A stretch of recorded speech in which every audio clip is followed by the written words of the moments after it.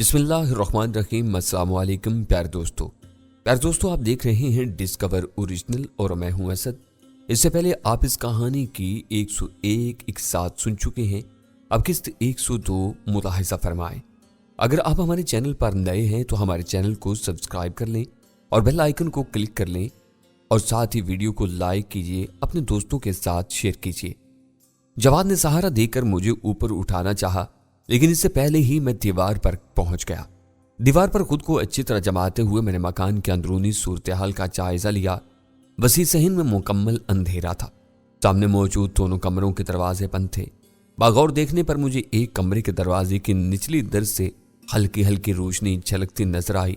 میں نے اپنے ہاتھ دیوار کے اوپری سرے پر جمائے اور اندرونی سمت لٹک گیا۔ خود کو متوازن کر کے میں نے ہاتھ چھوڑ دیے۔ ہلکی سی دھمک کے ساتھ میں مکان کے صحن میں اتر گیا۔ میں نے کمرے کی طرف قدم بڑھائے، لیکن پھر کچھ سوچ کر ٹھہر گیا۔ میں مکان کے بیرونی دروازے کی طرف بڑھا اور نہایت احتیاط سے دروازے کی کنڈی کھولتی دروازہ بے آواز کھلتا چلا گیا۔ میں نے باہر جھانکا، مجھے پہچان کر جواد ایک تاریک گوشے سے باہر آ گیا۔ میں نے اشارے سے اسے گھر بلا لیا۔ جو ہی وہ اندر آیا، میں دروازے کی کنڈی دوبارہ لگا دی۔ اپنا پستول سنبھال کر میں دبے پاؤں اس کمرے کی طرف بڑھا۔ دروازے کے پاس پہنچ کر میں نے کان دروازے سے لگا دیا۔ چند لمحوں تک مجھے کچھ سنائی نہیں دیا، پھر میرے حساس کان اندر سے برآمد ہونے والی مدھم سرسراہٹیں اور انسانی سرگوشیاں سننے میں کامیاب ہو گئے۔ اچانک کمرے میں ایک مترنم نسوانی کہکا بلند ہوا، لیکن وہ کہکا اپنے اختتام تک پہنچتے پہنچتے چیخ میں تبدیل ہو گیا۔ سورتا پتر! اس کھنکھناتی نسوانی آواز نے کسی کو کالی تھی۔ ہزار واری آکھیا ہے چنڈی نہ وڈیا کر، وہ حرام دی تخم گالی کر دیے۔ ایک چپتی سی مردانہ آواز میرے کان میں آئی۔ مجھے اس آواز کو پہچاننے میں ایک لمحہ بھی نہیں لگا۔ میں نے معنی خیز نظروں سے جواد کی طرف دیکھا۔ اسی وقت دروازے کے پیچھے سے جلترنگ سے بج اٹھی۔ وہ عورت بے تحاشا ہنس رہی تھی۔ بس تو ہن کدکدی کیتی تے چنگا نہ تھی سی۔ اس نے بمشکل اپنی ہنسی پر قابو پایا۔ میں نے جواد کو اشارہ کیا کہ وہ ہوشیار ہو جائے۔ میں چند قدم پیچھے ہٹا اور پھر تیزی سے دوڑ کر اپنا دایاں شانہ پوری قوت سے دروازے پر دے مارا۔ ایک دھماکے سے دروازہ کھل گیا اور میں لڑکڑا کر اندر گر پڑا۔ کمرے میں ہلکی سی نسوانی چیخ گونجی۔ خود کو سنبھالتے ہوئے میں نے اپنا پستول کا رخ سامنے پڑے ہوئے پلنگ کی طرف کر دیا۔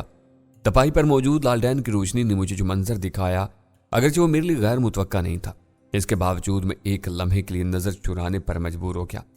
پٹی پٹی آنکھوں سے پستول پر نظر جمائے وہ عورت 25-30 برس کی لگ رہی تھی، البتہ اس کے وجود کی تمام تر شرفشانی اور آتش گیزی ابھی تک اپنے پورے عروج پر تھی۔ بھرپور جسمانی مشقت کے باعث پھوٹنے والا پسینہ اس کے سانولے وجود پر شفاف آبدار موتیوں کی طرح چمک رہا تھا۔ اس کے چہرے کے نقوش دہشت کے باعث بگڑے ہوئے نہ ہوتے تو یقیناً خوش شکل کہلاتی، جبکہ اس کے خوش بدن ہونے میں تو کوئی شک تھا ہی نہیں۔ حیرت اور دہشت کے اچانک حملے سے سنبھل کر اس نے ہاتھوں سے اپنے تہمت پوشاک سے آزاد وجود کو ڈھانپنے کی کوشش کی۔ پھر اسے احساس ہوا کہ اس بھرپور سراپے کے لیے یہ اوٹ ناکافی ہے۔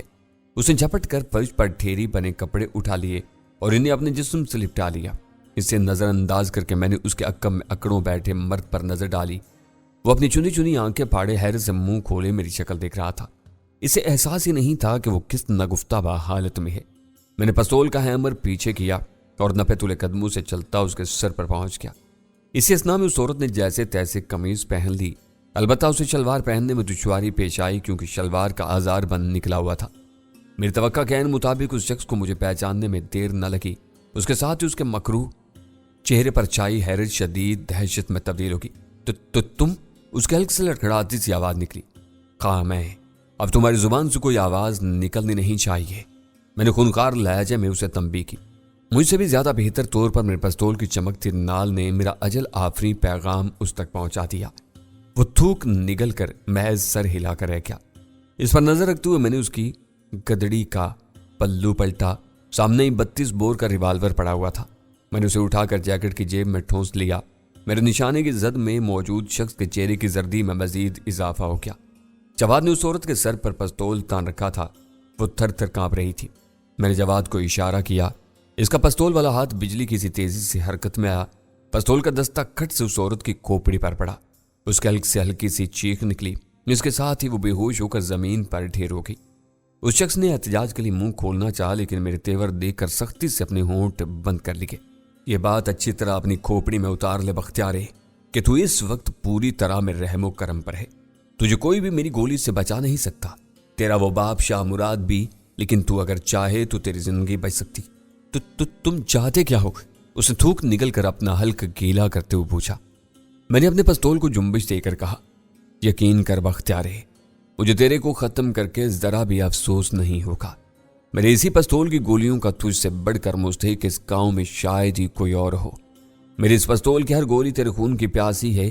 تو وہ بے غیرت ہے جس نے کتنی غریب گھرانوں کی عزتیں سردار شاہ مراد اور تسائی کی عیاشی کی بھیڑ چڑھا دی ہیں. میں اپنے پستول کی گولیوں کی پیاس بجھانا چاہتا ہوں، لیکن اگر تم مجھ سے تعاون کرو تو میں ان گولیوں کو اسی طرح پیاسا یہاں سے واپس لے جا سکتا ہوں. میں نے اپنے لہجے کو حتی الامکان دہشتناک بناتے ہوئے کہا. میرے ان الفاظ کا اس پر حسب توقع بھرپور اثر ہوا. اس کی مزاحمت مکمل طور پر دم توڑ گئی. میں تم سے ہر طرح کا تعاون کرنے کو تیار ہوں، خدا کے لیے مجھے مت مارنا. ٹھیک ہے، میں تم سے صرف ایک سوال کرنا چاہتا ہوں. اگر تم نے اس کا صحیح جواب نہیں دیا تو میں اپنے پستول کی گولی تمہاری کھوپڑی میں اتار دوں گا، اور اگر تم نے میرے سوال کا صحیح جواب دیا تو میں وعدہ کرتا ہوں میں اپنے اس پستول کی گولیوں کو جوں کا توں واپس لے جاؤں گا. پوچھو کیا پوچھنا چاہتے ہو؟ اس نے شدید اضطراب کے عالم میں سوال کیا.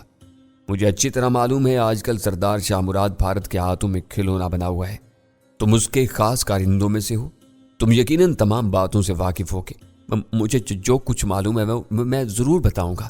اس نے حیرت سے میری طرف دیکھا. یقیناً وہ سوچ رہا ہوگا کہ مجھے یہ سب کچھ کیسے معلوم ہو. کیا ذرا دماغ حاضر رکھ کر بتاؤ کہ سردار شاہ مراد نے ان بھارتی ایجنٹوں کے لیے جو نئی حویلی تعمیر کروائی ہے وہ کس طرف ہے؟ نئی حویلی؟ اس نے قدر تعقف کے بعد حیرانی سے پوچھا. کون سی نئی حویلی؟ سردار صاحب نے تو کوئی نئی حویلی نہیں بنوائی. لگتا ہے تمہیں اپنی زندگی سے پیار نہیں ہے. یار جی، میری تو صرف 3 روپے کی گولی خرچ ہوگی، جبکہ تیری کھوپڑی کا سوراخ ساری دنیا کی دولت بھی نہ بھر سکے گی. وفاداری کو گولی مار. سچ بتا دے، تجھ پر کوئی آنچ نہیں آئے گی. تم جس چیز کی قسم کہو میں کھانے کے لیے تیار ہوں. میں ایسی کسی حویلی سے واقف نہیں ہوں. میں لعنت بھیجتا ہوں سردار شاہ مراد اور اس کی ملازمت پر. تم صرف ایک بار مجھے معاف کر دو، میں یہاں سے بہت دور چلا جاؤں گا. اتنی جلدی بھی کیا ہے میری جان؟ میرے سوال کا صحیح جواب تو دو، اس کے بعد تم جہاں کہو کہ میں خود تمہیں وہاں بھیج دوں گا. یہ میرا وعدہ ہے. میں نے اس کے لہجے سے جھوٹ سچ کا اندازہ لگانے کی کوشش کی. مجھے لگا کہ وہ سچ بول رہا ہے. میں سچ کہہ رہا ہوں. سردار شاہ مراد ہمیں سب کچھ نہیں بتاتا. اگر ایسی کوئی حویلی ہے بھی تو میں اس سے واقف نہیں ہوں. اس نے بلبلاتے ہوئے کہا. یہ تمہاری بدقسمتی ہے. میں نے تم سے کہا تھا کہ اگر تم میرے سوال کا جواب نہیں دے سکے تو میں اپنے پستول کی گولی تیری کھوپڑی میں اتار دوں گا. لیکن میں نے تمہیں سب کچھ سچ سے بتا دیا ہے. اس نے دہشت سے سفید پڑتے ہوئے کہا.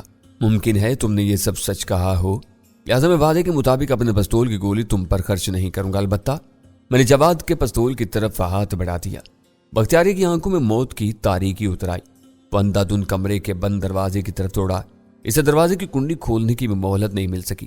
کمرے کی محدود فضا میں ٹھک ٹھک کی 2 مختلف آوازیں ابھریں. پہلی آواز سائلنسر لگے پستول کے فائر کی تھی، جبکہ دوسری آواز بختیاری کی کھوپڑی کی ہڈی ٹوٹنے کی تھی. اس کا منہ بند دروازے سے ٹکرایا. اس کا جسم ہولے ہولے کپ کپاتا وہ وہیں ٹھیر ہو گیا. کھوپڑی کے عقب میں موجود بھیانک سوراخ سے بہنے والا خون نیم پختہ فرش پر ڈھلان کی سمت چل رہا تھا. جواد سنگی مجسمے کی طرح بے حس و حرکت یہ سب کچھ دیکھ رہا تھا. میں نے اسے چلنے کا اشارہ کیا تو وہ بری طرح چونک پڑا. اس کے چہرے پر جذباتی تناؤ کسی کیفیت تھی. میں نے کمرے کا دروازہ کھولا اور بختیاری کی لاش پھلانگ کر کمرے سے باہر نکل آیا. بیرونی دروازے سے باہر نکلنے سے پہلے میں نے بغور آس پاس کا جائزہ لیا. میدان صاف دیکھ کر ہم باہر نکل آئے. جواد کا پستول میں نے واپس کر دیا. کیا یہ ضروری تھا ذوالفقار بھائی؟ کچھ دور آنے کے بعد جواد نے اپنی چپ توڑ دی. ہاں، یہ بے حد ضروری تھا. میں نے جھوٹ نہیں کہا تھا. یہ غلیظ شخص خدا جانے کتنے کسانوں اور کھیت مزدوروں کی بیٹیاں اغوا کر کے سردار شاہ مراد اور اس کے بیٹے رتسائی کی خوابگاہ میں پہنچا چکا ہے.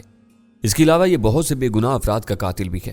ویسے بھی اس کا زندہ رہنا ہمارے مشن کے لیے خطرناک ثابت ہو سکتا تھا. میری وضاحت کا خدا جانے جواد پر اثر ہوا یا نہیں. بہرحال اس نے پھر کوئی سوال نہیں کیا. وہ میرے متعلق اس گاؤں کے حوالے سے جانے کیا کیا اندازے لگاتا رہا ہوگا. اسے رتسائی والے معاملے کا علم ہوتا تو شاید وہ مجھے پہچاننے میں کامیاب ہو جاتا. بالفرض اگر اس نے مجھے بتایا نہیں. خاصی دیر بعد جب کہ ہم کھیتوں کے سلسلوں کو عبور کر کے جنگل میں داخل ہو رہے تھے، جواد نے سوال کیا. اب کیا کیا جائے ذوالفقار علی بھائی؟ فی الحال تو مرزا اور صدیقی کے پاس چلتے ہیں. ان से मशवरा करके हम अपने अगले इकदाम के बारे में सोचेंगे। ये तो साबित हो ही चुका है कि हमारी मतलूबा हवेली अगर आस पास कहीं मौजूद है तो बेशतर लोग इसके वजूद से बेखबर हैं। कहीं ऐसा तो नहीं कि इस शख्स अफजल ने झूठ बोला हो? जवाद ने झिझकते हुए पूछा। कहते तवक्कुफ के बाद मैंने संजीदा लहजे में जवाब दिया, बज़ाहिर इसका इम्कान तो नहीं है, क्योंकि बहरहाल अगर ऐसा है भी तो फौरी तौर पर हम कुछ भी नहीं कर सकते। अचानक मेरे जहन में एक ख्याल आया, अगर जवाद ने गाँव में रहने वाले मेरे रिश्तेदारों के मुतालिक मिर्ज़ा और सदीकी को बता दिया तो वो खामखा मेरे मुतालिक मुतजस्सिस हो जाएंगे। इससे बेहतर था कि उसी को एतमाद में ले लिया जाए। जवाद, मैं तुमसे एक दरख्वास्त करना चाहता हूँ। जी फरमाइए, मैं सुन रहा हूँ, उसने धीमे लहजे में कहा। मैं कहना ये चाहता हूँ कि अगर आप मिर्ज़ा और सदीकी के सामने मेरे रिश्तेदारों का जिक्र ना करें तो बड़ी मेहरबानी होगी। दरअसल मेरी कुछ मजबूरियाँ हैं जिनके बायस मेरे लिए। आप फिक्र न करें जुल्फ़िकार भाई, आप जैसा कहेंगे मैं वैसा ही करूँगा। वैसे आप अगर गलत न समझें तो मैं कहना चाहूँगा कि मैं आपकी मजबूरियों से पूरी तरह वाकिफ़ हूँ। उसकी बात सुनकर मुझे शदीद से नींद झटका लगा। मैं चलते चलते रुक गया। मैं तुम्हारा मतलब नहीं समझा जवाद, मुझे मालूम है आप मेरा मतलब अच्छी तरह समझ चुके हैं। अलबत्ता मैं अपने दिल की गहराइयों से आपको यकीन दिलाता हूँ कि आपका यह राज क़यामत तक मेरे सीने में महफूज रहेगा। आपका असल नाम कभी मेरी जुबान पर नहीं आएगा। जवाद ने धीमे लेकिन मजबूत लहजे में कहा। इसका मतलब है कि तुम वाकई मुझे पहचान चुके हो? मैंने गहरी सांस लेते हुए कहा। हाँ, मैं आपको पहचान गया हूँ। इस गांव के हवाले से आपका नाम इस इलाके में खासा मशहूर है। वैसे मैं आपको इस रूप में देखकर हैरान जरूर हुआ हूँ। आप इन सरकारी एजेंटों के साथ कैसे आंध मिले? ये सब किस्मत का फेर है भाई। मेरा इनसे टकराव हुआ और इन्होंने मुझे अपने साथ काम करने पर मजबूर कर लिया। वैसे ये लोग मेरी असलियत से वाकिफ नहीं है। मैंने कदम आगे बढ़ाते हुए कहा। वो तो मैं समझ ही चुका हूँ। वैसे शायद आपको मालूम ना हो कि आपके कारनामे का शहर में खासे दिनों तक चर्चा रहा है। अगरचे आपको कातिल और डकैत बनाकर पेश किया गया, इसके बावजूद आप लोगों की नजरों में हीरो हैं, क्योंकि आपने इस इलाके के सबसे ताकतवर वडेरे को खाक चाटने पर मजबूर कर दिया। उस लफंगे रत्ता साईं की तो दोबारा शक्ल ही नजर नहीं आई। उसने तारीफी लहजा में कहा। मैंने जवाब देने के बजाय महज सर हिलाने पर इक्तफा किया। मुझे ये बात अभी तक समझ में नहीं आई कि आप लोग डॉक्टर सनम से कैसे वाकफियत रखते हैं। नीज आप लोगों ने अपने राज से उन्हें कैसे आगाह कर दिया? जवाद ने हैरानी से पूछा। शायद तुम्हें इल्म ना हो, दरअसल सरदार शाह मुराद के कारिंदों के साथ एक झड़प में मिर्जा साहब शदीद जख्मी हो गए थे।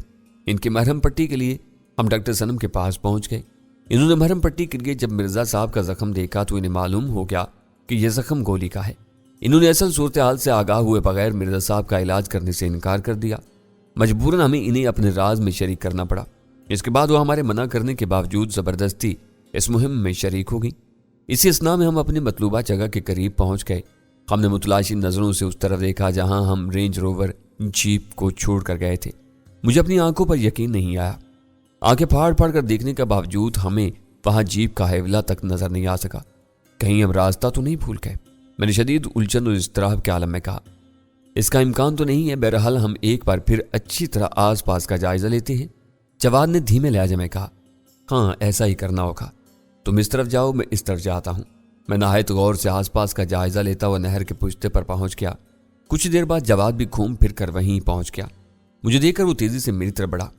मुझे 100% यकीन है कि हम सही जगह पर पहुंचे हैं, जवाद ने मजबूत लहजे में कहा। फिर वो कच्ची जमीन पर अकड़ों बैठ गया। वो हाथ से टटोल कर देख रहा था। ये देखिए, यहाँ जीप के टायरों के ताज़ा निशान भी मौजूद हैं। वो झुककर चलता हुआ आगे बढ़ा। ये देखिए, यहाँ से जीप पुश्ते से नीचे उतरी थी। इस जगह टायरों के निशानात बेहद वाज़ेह हो गए हैं। वो बिल्कुल सही कह रहा था। हम दोनों टायरों के निशानात के साथ साथ नहर के पुश्ते से नीचे उतराए। टायरों के निशानात का रुख अच्छी तरह भांपने के बाद हम इन निशानात के बिल्कुल सीध में आगे बढ़ने लगे। चंद लम्हों बाद हम सीधे उस दरख्त के नीचे पहुंच गए जहां हम जीप को खड़ा करके गए थे। वहां पर जीप का नामो निशान तक नहीं था, जैसे उसे जमीन खा गई हो या आसमान निकल गया हो। जवाद ने हैरानी से मेरी तरफ देखा। ये लोग कहाँ गायब हो गए? खुदा जाने क्या मामला है। मैंने अपने दिल की बढ़ती हुई धड़कनों पर काबू पाते हुए कहा। शायद किसी वजह से इन्हें अपनी जगह बदलनी पड़ गई हो। मैंने दलील के जरिए खुद को तसल्ली देना चाही। अपने लहजे की बेइत्मीनानी मैंने खुद महसूस कर ली। खुदा करे ऐसा ही हुआ हो। मुझे तो मामला गड़बड़ मालूम हो रहा है, जवाद ने कहा। इसके साथ ही वो एक बार फिर अकड़ों बैठ गया। गाड़ी को इस तरफ ले जाया गया है। उसे शुमाल मशरिक की तरफ इशारा करते हुए कहा। हम दोनों बड़े मोहतात कदमों से उस समत बढ़ने लगे। हमारे दिल हमारी कनपट्टियों में धड़क रहे थे। मुझे चारों तरफ खतरात की धुंध फैलती महसूस हुई। मिर्जा और सदीकी की इस तरह अचानक समेत जीप के गुमशुदगी खारिज से इल्लत नहीं हो सकती थी। جواد مجھ سے آگے آگے ٹائروں کے نشانات کے تعاقب میں چل رہا تھا، جبکہ اس دوران میں میری آنکھیں اندھیرے کے پردے چاک کرنے کی کوشش کرتی رہیں۔ آسمان پر موجود نصف چاند کے باعث چاندنی کی کرنیں کہیں کہیں درختوں کی چادر چاک کر کے زمین پر بھی اتر آتی تھیں۔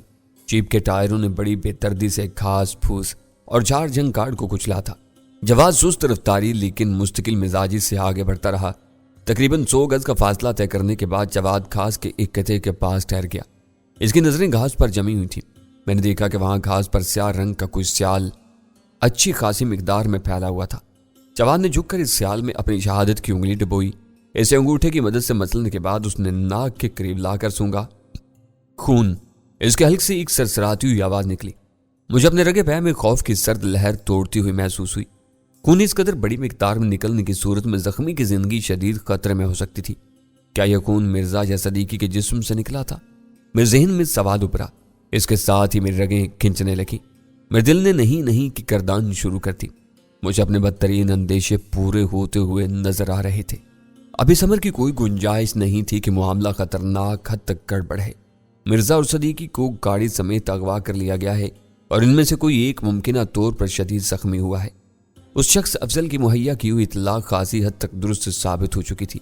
سردار شاہ مراد کی حویلی اور دیگر چھوٹے موٹے ٹھکانوں کے علاوہ کم از کم ایک اور ٹھکانہ ضرور موجود تھا۔ اسی ٹھکانے سے ان دونوں افراد کے اغوا کی کارروائی کی گئی۔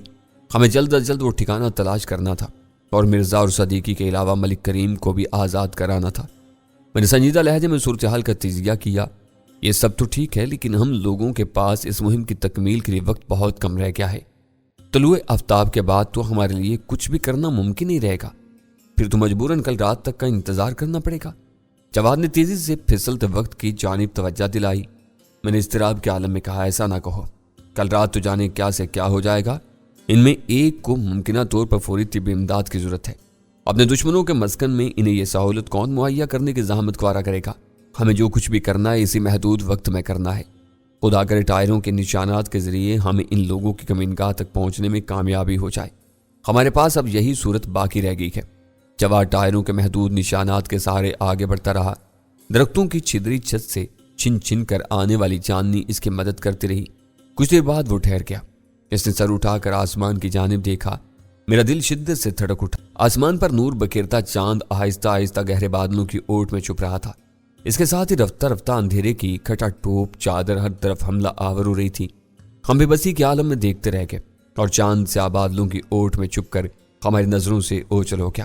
اس کے ساتھ ہی میں نے محسوس کیا کہ فضا میں گھٹن اور حبس کی سی کیفیت پیدا ہو رہی ہے۔ اب کیا کریں ذوالفقار بھائی؟ جواد نے سرکوشیانہ لہجے میں کہا۔ مجھے تو لگتا ہے کہ بس بارش ابھی ہی ہونے والی ہے۔ بارش شروع ہو گئی تو ہم کچھ بھی نہیں کر پائیں گے۔ بارش کے ساتھ ہی تمام نشانات ختم ہو جائیں گے۔ اب ہمیں وہ کرنا ہوگا جس سے ہم ابھی تک گریز کرتے رہے ہیں۔ اگرچہ ایسا کرنا خطرناک ہے، لیکن اس کے سوا کوئی چارہ بھی تو نہیں ہے۔ میں نے اپنی جیکٹ کی جیب سے ایک چھوٹی سی لیکن طاقتور ٹارچ نکالی اور اس کا رخ زمین کی طرف کر کے اسے روشن کر دیا۔ جواد نے بھی اپنی ٹارچ نکال لی تھی۔ ایک بار پھر ہمارے اطراف کی دنیا روشن ہو گئی۔ ہم ٹائروں کے نشانات کے تعاقب میں آگے بڑھنے لگے۔ یکلخت آسمان پر بجلی چمکی۔ چلنے کے بعد اس کی گڑگڑاہٹ بھی سنائی دی۔ جلدی کرو جواد، میں شدید اضطراب کے عالم میں بولا۔ جواد نے اپنی رفتار میں خاطر خواہ اضافہ کر دیا۔